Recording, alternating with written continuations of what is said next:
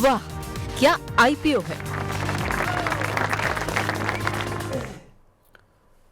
Secondary market की हालत खराब है, लेकिन प्राइमरी मार्केट में हम देख रहे हैं कि मैम बहुत ज़्यादा एक्शन है। एक आईपीओ है जो कि आज बंद होने वाला है, आखिरी मौका है, कुछ एक घंटे का समय ही बचा है। तो गॉडियम आईवीएफ इसका नाम है। 12:15 बजे तक, 12:30 बजे तक ये 5 गुना के आसपास सब्सक्राइब हो चुका था। अच्छा रिस्पांस मिल रहा है। कल भी आप हमारे साथ थी जब हम मैनेजमेंट से बातचीत कर रहे थे। तो मैम आखिरी मौका है, कुछ घंटे बचे हैं, क्या इसमें पैसा लगा देना चाहिए?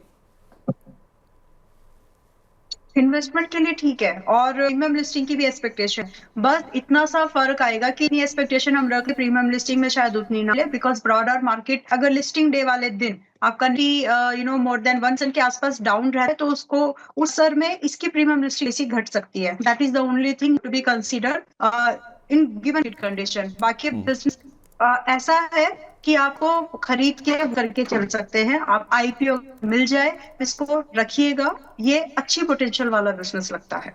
मतलब लिस्टिंग गेन नहीं, लंबी अवधि का अगर आप व्यू रखते हैं तो आप इसमें पैसा लगा सकते हैं। लिस्टिंग गेन भी मिलेंगे वैसे तो, लेकिन थोड़े से घट के मिल सकते हैं, उतने ज्यादा नहीं मिलेंगे। कंडीशन पे एक है कि अगर ब्रॉडर क्योंकि असर आता है अगर से ब्रॉडर मार्केट अगर लिस्टिंग डे वाले अगर थोड़ा सा वीक सेंटिमेंट के साथ ओपन रहती है, तो उसका असर आईपीओ की लिस्टिंग पर भी थोड़ा सा पता ही है। तो उस नजरिए से ही सिर्फ इतना है कि प्री लिस्टिंग आपको मिलेगी, बट बहुत ज्यादा एक्सपेक्टेशन मत रखो। That's the thing. ठीक है। श्रीराम ट्विस्टेक्स, ये टेक्सटाइल वाली कंपनी है। इसमें टेक्सटाइल वाले शेयर हम देख ही रहे हैं कि किस तरह से परफॉर्म कर रहे हैं। एक और नाम उसमें जुड़ जाएगा, तो जो एग्जिस्टिंग नाम है उनमें से किसी बेटर को चुन लें, या फिर ये जो ऑप्शन आपके सामने है उसको देखें? नहीं, ये इसका टाइमिंग मैच नहीं करेगा, देखिए, और इसका स्पेसिफिक जो पूरा मार्केट है, मैं इसको थोड़ा सा और समराइज या फिर आपके लिए और इजी करना चाहती हूँ। कॉटन को लेकर के लड़ाई चल रही है अभी। मतलब इट्स लाइक कि आप यूएस के कॉटन को अगर आप रॉ मटेरियल के तौर पर यूज करेगा बांग्लादेश, तो उसको ज्यादा हो सकती है रियायत। लेकिन अभी तो ग्लोबल टैरिफ 50% के इस पर आ गया, यानी सभी को एक जैसा हो गया। But I don't think and I agree, मुझे नहीं लगता कि ट्रम्प इतनी आसानी से अपनी कंट्री के इंटरेस्ट को जाने देंगे। He will try his level, because he is looking at from the angle of his on country. तो हमारी जो कॉटन मार्केट है उसके लिए इट्स लाइक अ डामाडोल जो कंडीशन होती है वो है। तो हमारा एक जो कॉटन है यहाँ से अच्छा खासा एक्सपोर्ट होता है, जो वर्ल्ड के कपड़े बनाने में काम आता है, हम जनरली इसको देते हैं बांग्लादेश को। तो ये कॉटन यार्न मैन्युफैक्चरिंग कंपनी ही है। तो इसीलिए मेरी ओपिनियन में अगर आप इस आईपीओ से सिर्फ इस पर्टिकुलर मेन रिंग की वजह से दूर रहें तो अच्छा है।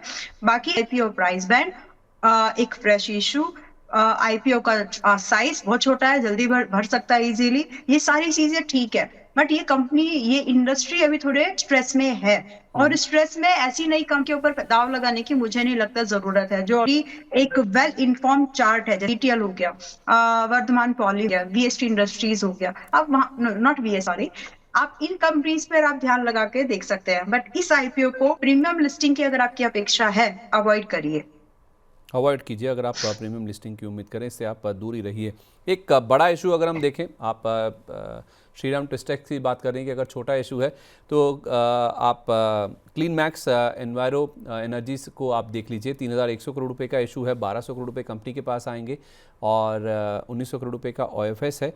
हालांकि इसमें जो ग्रे मार्केट प्रीमियम है ना, पूरी तरह से वैनिश हो गया या फिर ख़त्म हो चुका है। ₹0 का प्रीमियम है इसमें। एक अच्छी चीज़ जो मुझे दिख रही है ना, ये 12:30 बजे तक के जो नंबर्स हैं वो ये बता रहा है कि आधा गुना भी नहीं भरा था, अभी भी नहीं हुआ ये आधा गुना। लेकिन इसमें QIBs जो बड़े निवेशक होते हैं, बड़ा पैसा लेकर आते हैं, लंबा समय लेकर आते हैं, अच्छी समझ सूझबूझ लेकर आते हैं, इनका पोर्शन सबसे ज़्यादा सब्सक्राइब हुआ है, और दूसरा ही दिन है 1.25 गुना के आसपास ये सब्सक्राइब हो चुका है। क्या दर्शा रहा है मैम? बड़े निवेशक समझबूझ वाले अगर पैसा लगा रहे हैं तो हमें भी लगा देना चाहिए।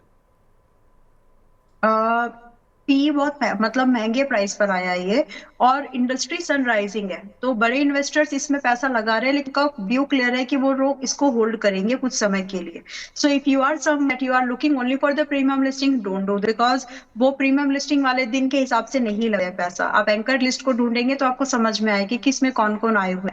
सो सेइंग दिस, बिजनेस अच्छा है, लेकिन फिलहाल इस बिजनेस के जो ये प्राइस बैंड लेकर के आए हैं 1,000 एक्सपेंसिव लगता है।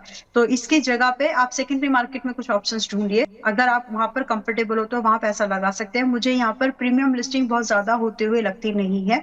और दूसरी चीज, पैसा लगा करके बैठने की क्षमता है आपके अंदर कि आप उसको होल्ड करके बैठेंगे। सो ग्रीन एनर्जी, ये जितने भी एनर्जी वाले सेक्टर है, ये तो सनराइजिंग इंडस्ट्री है, इसका तो गवर्नमेंट विल डू एनीथिंग कि हम अपनी एनर्जी की कंजप्शन, जितना हम लोग पैसा बाहर से खरीदने में लगाते हैं, क्रूड, ब्रेंट, इन पर हम जितना उसे रिड्यूस करें। और इस तरह की कंपनीज को और पीएस स्कीम के थ्रू हो सकता है फ्यूचर में और सपोर्ट मिले। सो फॉर दिस, जो प्रोडक्शन में नहीं है उनके लिए कुछ अलग तरह के इंसेंटिव्स लाया जा सकते हैं। तो बिजनेस फ्यूचर के ग्रोथ के हिसाब से ठीक है, बट करंट प्रीमियम लिस्टिंग के हिसाब से प्राइस बहुत बड़ा है और साइज बड़ा है। मतलब इन्होंने 1000 की रेंज पर इस प्रीमियम को लाए, इस इशू को लाए हैं कि एक्सपेंसिव है। तो इसके चलते इसमें मुझे लगता है कि डिस्काउंटेड लिस्ट हो सकती है या बहुत ज्यादा उत्साह आपको प्रीमियम लिस्टिंग में नहीं मिला। सो if you agree with it तो आप इसको फिलहाल अवॉइड करते हैं। दूसरे मार्केट में ऑप्शंस हैं जिनको आप क्लोजली वॉच करिए। अभी तो जो ऑलरेडी है कि अभी दिन नहीं फिरने लग रहे हैं, जो एनर्जी, क्लीन एनर्जी में काम करते हैं, वहां पर भी थकावट, वहां पर भी थोड़ा और डिक्लाइन बाकी है। तो नए लिस्टिंग वाले स्टॉक तो पहले आके पिटेंगे बाद में। ठीक है, ओके। तो कोई जो मौजूदा विकल्प हैं, सुजलॉन हुआ, इरिडा हुआ, या फिर बाकी एनटीपीसी ग्रीन हुए, वो बेटर हैं क्या? NTPC green and IREDA is much better. PFC is also good, जिसमें कि आप इन 3 स्टॉक्स को अगर आप लेकर के भी चलें तो आप कहीं ना कहीं बहुत बड़े डेंट से बचे रहेंगे। और जैसे एनर्जी सेक्टर में थोड़ा सा भी हलचल अगर थोड़ी सी बढ़ गई तो ये सबसे भागेंगे और आगे की तरफ। तो ये 3 स्टॉक्स मेरे रडार पर तो है। आप इनमें एक और इंक्लूड कर सकते हैं। एनर्जी कोई भी बनाए, पावर ग्रिड का काम है ग्रिड सोल्यूशन देना। और मतलब आप किसी भी रिसोर्स से बनाओ एनर्जी, लेकिन ग्रिडिंग का काम पावर ग्रिड करता है। So when you understand the core, आपको एनर्जी सेक्टर पे मुझे भरोसा है, थोड़ा बहुत आ सकता है 5-6%, बट फिर से चलेगा। सो जब अंडरस्टैंड दिस, इनके फाइनेंसिंग स्टॉक्स को लीजिए, इनके ग्रिडिंग स्टॉक लीजिए, एंड बाकी अगर आपको एनर्जी स्टॉक जो बैटरी वगैरह काम करते हैं आप वो भी ले सकते हैं। सो एब्सोल्यूट स्टॉक की जगह पे उस सेक्टर के प्रॉक्सी इन्वेस्टमेंट या उसके बैकबोन को भी आप चाहे तो टच सकते हैं। ठीक है। तो आपने एनटीपीसी ग्रीन का, पीएफसी का, पावर ग्रिड का, एक स्टॉक और आपने कहा था इरेडा। तो इनमें निवेश करना है या छोटी अवधि के लिए? नहीं, निवेश। ठीक है, लंबी अवधि के लिए।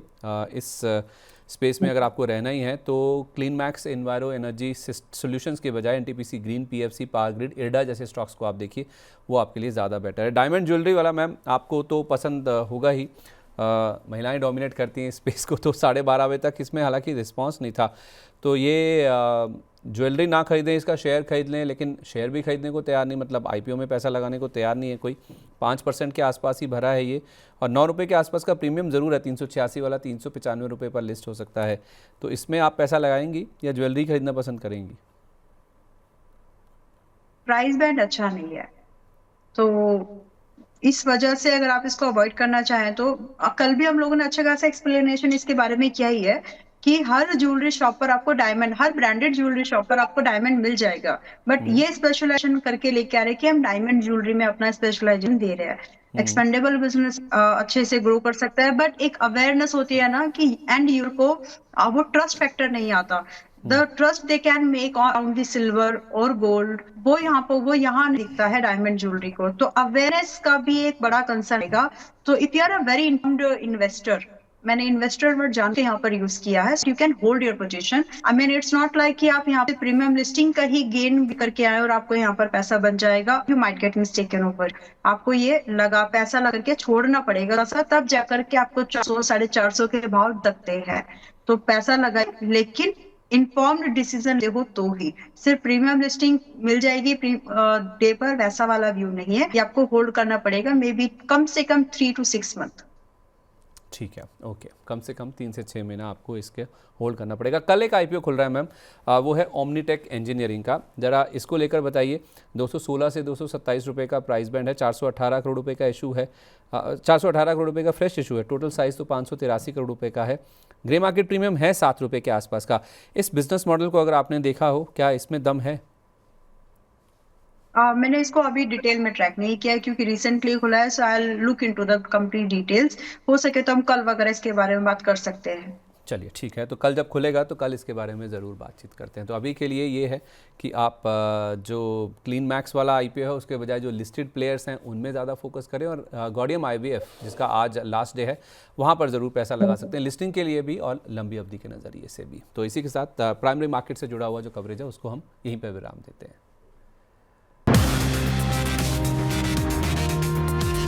वाह, क्या आईपीओ है।